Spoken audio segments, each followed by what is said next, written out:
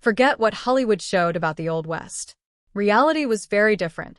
These famous gunslingers didn't die in epic duels at sunset. Most had ordinary ends: illness, betrayal by friends, or they simply grew old, alone. Number 1. Buffalo Bill turned the Old West into a worldwide show, taking cowboys and Indians to audiences across Europe and America. What few people know is that he died basically broke in 1917, staying at his sister's house in Denver. But things get weird after that. His body went 6 months without being buried, getting embalmed several times while they decided where to lay him to rest. When he finally ended up on Lookout Mountain in Colorado, the town of Cody, Wyoming, swore Denver had stolen the body. To this day, people there believe Buffalo Bill's real remains are somewhere else. The state of Colorado even put concrete over the grave to prevent any attempted theft, a dispute that lasted decades over a man who became a living legend and, after he died, kept stirring up controversy. Number 2. Bat Masterson. This guy was a living legend of the Old West. He worked as a sheriff in Dodge City when the town was basically synonymous with chaos and shootouts.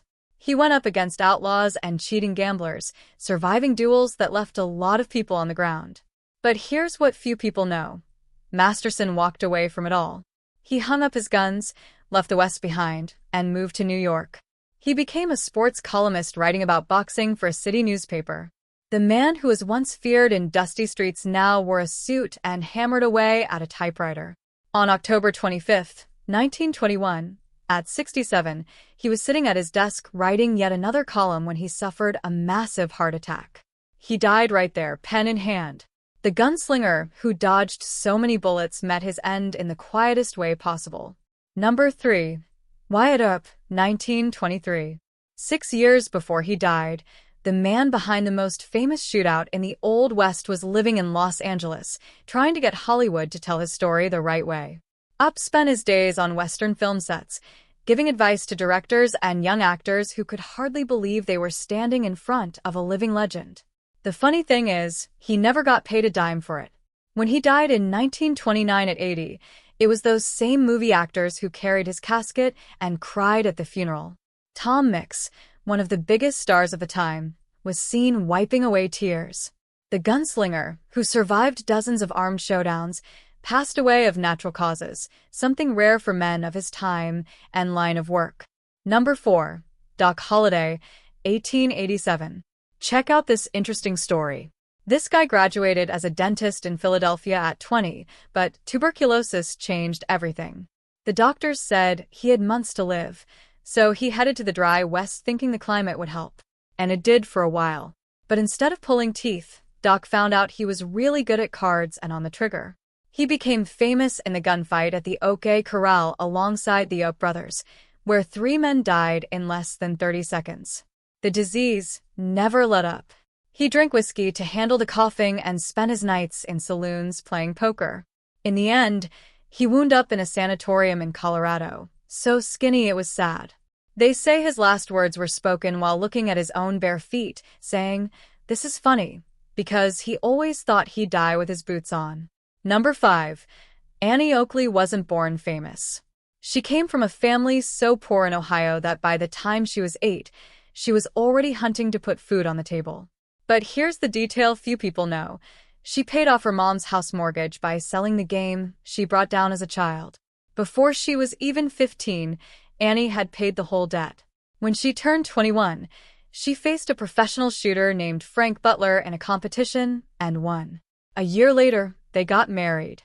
Together for 50 years, she became the biggest draw in Buffalo Bill's legendary show, impressing even the Queen of England. In November 1926, Annie died at 66. Frank Butler, the man she beat and then loved for the rest of her life, stopped eating. 18 days later, he was gone too. They were buried side by side, just like they lived. Number 6. You're looking at the face of a kid who became a legend before he was 22. Billy the Kid grew up an orphan, stole his first clothes at 15, and never stopped after that. The official story says he killed 21 men, one for every year he lived. True or exaggerated? Nobody really knows for sure. What we do know is that he escaped from jail twice, including a spectacular breakout where he killed 2 guards while handcuffed. Pat Garrett, who had once been his friend, got the job of hunting him down. On the night of July 14, 1881, Garrett waited, hidden in a dark room in Fort Sumner, New Mexico. Billy walked in shirtless, asking in Spanish who was in there. Garrett fired twice. The most wanted kid in the West died barefoot with no chance to draw his gun. He was only 21 and already immortal. Number 7. Davy Crockett. You probably grew up hearing stories about this guy in a coonskin cap, but the truth is a lot more complicated than the movies made it seem. Crockett was a bear hunter, a soldier, and even served in the U.S. Congress, where he had a major falling out with President Andrew Jackson. When he lost re-election, he told the people of Tennessee they could go to hell, and headed to Texas. In March 1836, he was at the Alamo with fewer than 200 men facing thousands of Mexican soldiers. The fort fell on March 6, and Crockett died at 49. Now, here's the controversial part.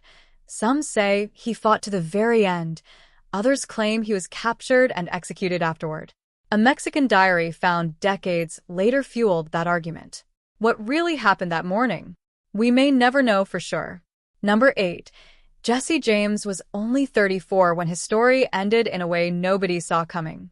The guy who kept banks and trains in panic for more than a decade didn't die in a shootout or on the run from the law. On April 3, 1882, he was in his own living room, calm, straightening a picture on the wall. Bob Ford, a guy Jesse considered a trusted partner, was there in his house. When Jesse turned his back and climbed up on a chair to wipe dust off the frame, Ford pulled his revolver and put a clean shot into the back of his head. What a lot of people don't know is that Ford had made a secret deal with the governor of Missouri to get pardoned for his own crimes. The reward for Jesse's head was up to $10,000, a fortune back then, the equivalent of more than $300,000 today.